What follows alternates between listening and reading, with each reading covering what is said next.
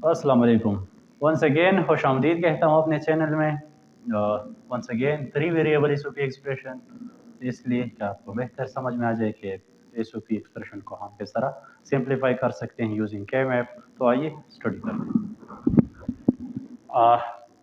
इसका binary equivalent SOP में जिधर भी कॉम्प्लीमेंट है उसका 0 ले ले, बाकी का 1 ले ले।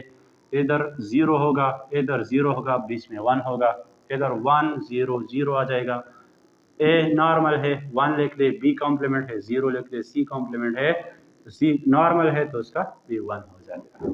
ठीक है, तो इसका डेसिमल इक्विवेलेंट 0 1 1 आपको पता होगा। 1 2 इक्वल टू 3 3 आ जाएगा, उसका 2 बन जाएगा, उसका 1 2 4 4 आ जाएगा इसका, और 1 2 4 1 और 4 इक्वल टू 5। यानी कि ये गिवन टर्म्स हैं।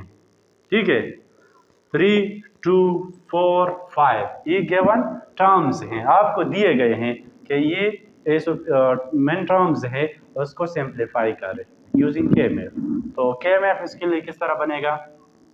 नंबर ऑफ वेरिएबल्स हमारे पास कितने हैं? 3। तो 2 power 3 is equal to 8। 8 number of cells बनेंगे उसके लिए। ठीक है, 1 2 3 और 4 हमारे पास वेरिएबल, एक ए है, दूसरा बी और तीसरा सी। तो ए का वैल्यू 0 भी हो सकता है, 1 भी हो सकता है। बी सी का वैल्यू 0 0 0 1 1 1 1 0। ठीक है, तो अब इसके लिए वैल्यू दे दे हर सेल को। 0 0 0 से 0 आता है, 0 0 1 से 1 0 1 1 से 3 0 1 0 से 2, इसी तरह 1 0 0 से 4 1 0 1 से 5 1 1 1 से 7 1 1 0 से 6 आता है। तो ये हो गए इसके डेसिमल इक्विवेलेंट। आप जो गिवन टर्म है उसको 1 से फिल कर दीजिए। 3 है तो उसको भी 1 से फिल करें, 2 है तो उसको 1 से फिल कर दे, 4 है उसको 1 से फिल कर दे, 5 है तो उसको 1 से फिल कर दे, बाकी को 0 0 दे दे। ठीक है, तो अब इसके बाद आपने ग्रुपिंग करना है। ग्रुपिंग हॉरिजॉन्टल हो वर्टिकल हो, सिर्फ बीच में बस खाली नहीं होना चाहिए, आप ग्रुपिंग कर सकते हैं। सबसे पहले आपने 8 ग्रुप, अगर पास 8 वंस अगर पॉसिबल हो तो 8 वंस का एक ही ग्रुप आपने बनाना है। अगर ये पॉसिबल ना हो तब आपने 4 वंस को देखना है, अगर ग्रुपिंग हो सकता है तब। अगर 4 भी नहीं हो सकता फिर आप 2 2 भी बना सकते हैं।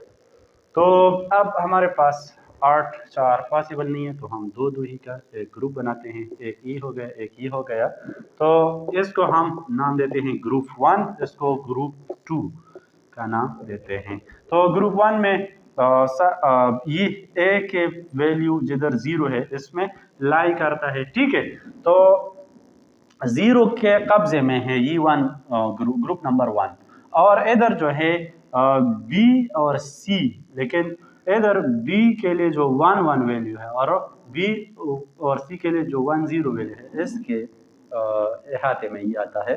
तो इसलिए आपने ये पूरा लिखना है। ठीक है, क्योंकि ये 0 के अहाते में आता है। तो ये हो गया ए, लेकिन ए का वैल्यू क्या है? 0 है, तो 0 एसओपी में हम कॉम्प्लीमेंट लेते हैं। और बी सी की अगर हम बात करें तो बी का वैल्यू इधर 1 है, इधर भी 1 है, तो कांस्टेंट है, फिक्स्ड है, तो हम इसको भी लिखेंगे बी। ठीक है, सी का वैल्यू चेंज हुआ है, इधर 1 है, इधर 0 है, तो हम इसको ड्रॉप कर देंगे। ठीक है, तो ये हमारे पास हो गया G1 से।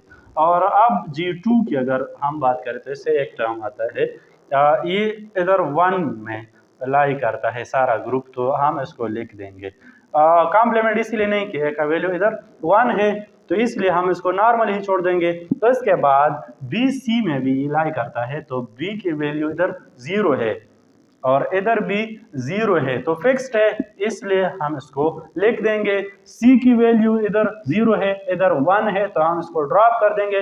लेकिन B की वैल्यू इधर 0 है, इधर भी 0 है, तो हम इसको लिख देंगे। लेकिन एसओपी में हम जिधर भी 0 हो उसका कॉम्प्लीमेंट लेते हैं। यानी कि जो हमारे पास पहला टर्म ये हो गया, ये हो गया दूसरा टर्म, तो एसओपी अगर हम इससे बना ले तो क्या गिवन है एफ फंक्शन है तो F is equal to A complement B plus A B complement, जो कि एक्सॉर गेट के बराबर है, तो हम इस तरह भी लिख सकते हैं ए एक्सॉर बी। तो ये हो गया आपका सिंप्लीफाइड ऑफ एक्सप्रेशन।